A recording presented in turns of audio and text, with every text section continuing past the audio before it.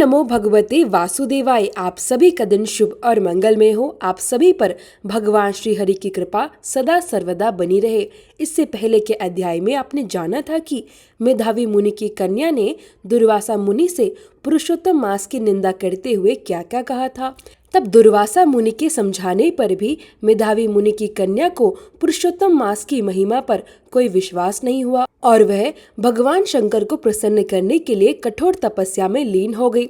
इतना वृत्तांत भगवान नारायण जी के मुख से सुनकर देवर्षि नारद बोले, सब मुनियों को जो भी दुष्कर्म है ऐसा बड़ा भारी तप जो उस कुमारी ने किया, हे महामुनि कृपया हमें विस्तार से बताइए। तब भगवान नारायण जी बोले, हे देवर्षि, इसके बाद उस ऋषि कन्या ने भगवान शिव का ध्यान करना आरंभ किया। उसने शांत पंचमुख सनातन महादेव का चिंतन किया। सर्पों का आभूषण पहने देव, नंदी, भृंगी आदि गणों से सेवित 24 तत्वों और तीनों गुणों से युक्त, जो अष्ट महासिद्धियों तथा प्रकृति और पुरुष से युक्त है, जिनके मस्तक पर अर्घ्य चंद्र सुशोभित है और जिनकी जटाओं में दिव्य तेज विराजमान है, भगवान के प्रत्यक्ष दर्शन के लिए उस बाला ने अत्यंत कठिन तपस्या आरंभ कर दी। ग्रीष्म ऋतु में वह पंचाग्नि के बीच बैठती और हेमंत तथा शिशिर ऋतु में बर्फ जैसे ठंडे जल में बैठकर तप करती थी। खुले हुए मुख वाली जल में खिले हुए कमल के समान शोभित होने लगी। सिर के नीचे फैली हुई कली और नीली अलकों से ढकी हुई वह जल में ऐसे लगने लगी मानो कीचड़ की लता सिवारों के समूह से घिरी हुई हो। ठंड के कारण उसकी नाक से निकलती हुई धुएं की राशि इस तरह दिखाई देने लगी मानो जैसे कमल से मकरंद पार करके भंवरों की पंक्तियां जा रही हो। वर्षा काल में आसन से युक्त चौतरे पर बिना छाया की वह सोती थी और सुंदर अंगों वाली वह प्रातः साय धूम्रपान करके रहती। उस कन्या के ऐसे कठिन तप को देखकर देवराज इंद्र भी अत्यंत चिंतित हो गए। सभी देवता, ऋषि और मुनि उसके तप के प्रभाव से आश्चर्यचकित हो उठे। वह ऋषि कन्या निरंतर तप में लीन रही। हे राजन, हे क्षत्रिय भूषण, इस प्रकार उसके तप करते करते पूरे 9000 वर्ष बीत गए। तब उस कन्या की कठोर तपस्या से प्रसन्न होकर भगवान शंकर प्रकट हुए और उसे अपना दिव्य इंद्रियतीत निज स्वरूप दिखाया। भगवान शंकर के दिव्य दर्शन करते ही वह कन्या ऐसे खड़ी हो गई मानो मृत शरीर में फिर से प्राण आ गए हों। तपस्या के कारण उसका शरीर अत्यंत दुर्बल हो गया था, फिर भी उस समय वह तेज और ओज से पूर्ण दिखाई दे रही थी। धूप, वायु और कठोर तप से क्लांत होने पर भी वह भगवान शंकर जी को अत्यंत प्रिय लगी। उस कन्या ने तुरंत झुककर पार्वतीपति भगवान शंकर को प्रणाम किया। उसने मानसिक उपचारों से भगवान का पूजन किया और अत्यंत भक्ति भाव से जगत के नाथ भगवान शिव की स्तुति करने लगी। कन्या बोली, हे पार्वती प्रिय, हे प्राणनाथ, हे प्रभु, हे भार्ग, हे भूतेश, हे गौरीश, हे शंभु, हे सम सूर्य अग्नि नेत्र, हे तमाह, हे मेरे आधार मुंदा अस्थि मलिन, हे भगवान आपको प्रणाम है जिसके अंग अनंत तेज से व्यापित हैं। इस संसार रूपी भयंकर समुद्र में डूबा हुआ मनुष्य जो दुष्ट सर्पों और काल के दांतों से पीड़ित है, यदि आपकी शरण में आ जाए तो वह भी मुक्त हो जाता है। हे विभो, आपने बाणासुर को अपनाया और मरी हुई अलक राजा की पत्नी को जलाया। ऐसे आपने अनेक भक्तों का उद्धार किया। हे दयानाथ, हे भूतेश, हे चंद्रशेखर, हे भवमय को हरने वाले, हे मृत्युंजय, हे प्राणनाथ, आप दक्ष प्रजापति के यज्ञ का मान भंग करने वाले हैं। आप समस्त शत्रुओं का नाश करने वाले हैं।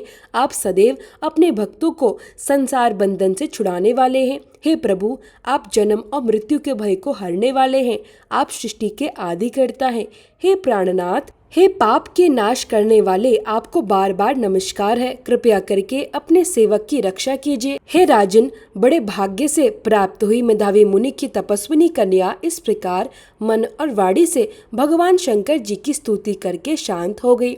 तब भगवान श्री कृष्ण आगे बोले, हे अर्जुन, उस कन्या की स्तुति सुनकर और उसके कठोर तप से प्रसन्न होकर सदाशिव ने प्रसन्न मुख कमल से उस कन्या से कहा, हे तपस्विनी, तेरा कल्याण हो।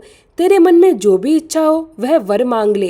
हे शुभे, मैं तुझ पर प्रसन्न हूँ, इसलिए किसी प्रकार का दुख मत कर। भगवान शंकर के ऐसे वचन सुनकर वह कुमारी अत्यंत आनंदित हो गई और हे राजन, प्रसन्न हुए सदाशिव से फिर वह हाथ जोड़कर बोली, हे दीनानाथ, हे दया सिंधु, यदि आप वास्तव में मुझ पर प्रसन्न हैं तो कृपया करके मेरी मनोकामना पूर्ण कीजिए। हे प्रभु, मुझे उत्तम पति प्रदान कीजिए। हे महादेव, मुझको पति दीजिए, पति दीजिए, पति दीजिए। मैं पति चाहती हूँ, मुझको पति दीजिए। मैंने अपने हृदय में इसके अतिरिक्त और कुछ भी नहीं चाहा। वह ऋषि कन्या इस प्रकार महादेव जी से प्रार्थना करके शांत हो गई। तब भगवान शंकर जी उससे बोले, हे मुनि कन्या, तूने जैसा अपने मुख से कहा है वैसा ही होगा, किंतु तूने 5 बार पति मांगा है, इसलिए हे सुंदरी, तुझे 5 पति प्राप्त होंगे। वे 5 वीर, धर्म को जानने वाले, सज्जन, सत्य पराक्रमी, यज्ञ करने वाले, अपने गुणों से प्रसिद्ध और जितेंद्रिय होंगे। वे सभी महान क्षत्रिय और गुणवान होंगे। भगवान श्री कृष्ण आगे अर्जुन से बोले, ना तो अधिक प्रिय ना तो अधिक अप्रिय। ऐसे महादेव के वचन को सुनकर बोलने में चित्रकन्या झुककर बोली, हे गिरिजाकांत, हे सदाशिव, संसार में एक स्त्री का एक ही पति होता है, इसलिए 5 पति का वर देकर आप लोक में मेरी हंसी मत कराइए। एक स्त्री के 5 पति होना न कभी देखा गया है और न कभी सुना गया है। हाँ, एक पुरुष की अनेक पत्नियां हो सकती है, परंतु एक स्त्री के 5 पति, यह कैसे संभव हो सकता है? हे शंभु, हे कृपा निधे, आपकी सेविका होकर मैं 5 पतियों वाली कैसे बन सकती हूँ? आपके मुख से ऐसा वचन शोभा नहीं देता। आपकी सेविका होने के कारण मुझे जो लज्जा हो रही है उसे आप स्वयं समझ सकते हैं। कन्या के ऐसे विनम्र वचन सुनकर भगवान शंकर पुनः उससे बोले, हे भद्रे, इस जन्म में तुझे पति सुख प्राप्त नहीं होगा, परंतु अगले जन्म में जब तू अपने तपोबल से बिना किसी स्त्री के गर्भ से उत्पन्न होगी तब तू पति सुख का अनुभव करेगी। उसके बाद अंत में परम पद को प्राप्त होगी। भगवान शंकर आगे बोले, हे कन्या, तूने पहले ही मेरी प्रिय मूर्ति महर्षि दुर्वासा का अपमान किया है। वह दुर्वासा यदि क्रोध करे तो वह तीनों भवनों को जला सकते हैं। सो तूने अभिमानवश ब्रह्मा तेज का मर्दन किया है। जिस अधिमास को भगवान कृष्ण ने अपना ऐश्वर्य दे दिया, उस भगवान के प्रिय पुरुषोत्तम मास का व्रत तूने नहीं किया। मैं ब्रह्मा आदि देवताओं से लेकर नारद आदि महान तपस्वियों तक सभी जिनकी आज्ञा को सदा मानते चले आए हैं, उस पुरुषोत्तम प्रभु की आज्ञा का उल्लंघन आखिर कौन कर सकता है? लोगों द्वारा पूजित उस पवित्र पुरुषोत्तम मास की दुर्वासा ऋषि की आज्ञा से भी तूने पूजा नहीं की है। हे मूर्ख गिरिजात, इसी कारण अब तेरे 5 पति होंगे। हे बाले, पुरुषोत्तम मास का अनादर करने से अब यह परिणाम अन्यथा नहीं हो सकता।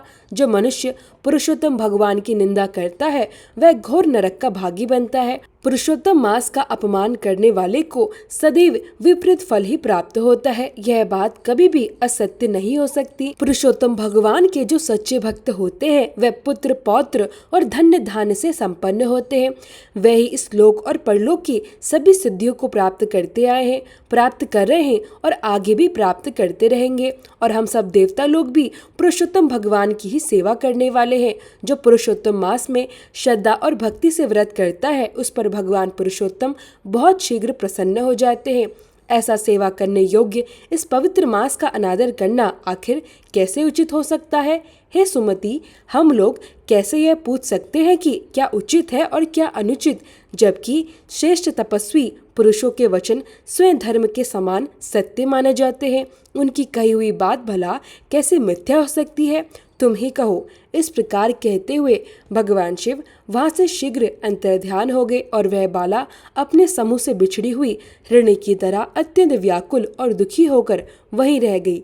श्री सूत जी शौनक आदि ऋषियों से बोले, हे ऋषियों, जिनके मस्तक पर रेखा के समान सुंदर चंद्रमा सुशोभित है, ऐसे सदाशिव जब उत्तर दिशा की ओर चले गए तब उस कन्या का हृदय चिंता से भर उठा।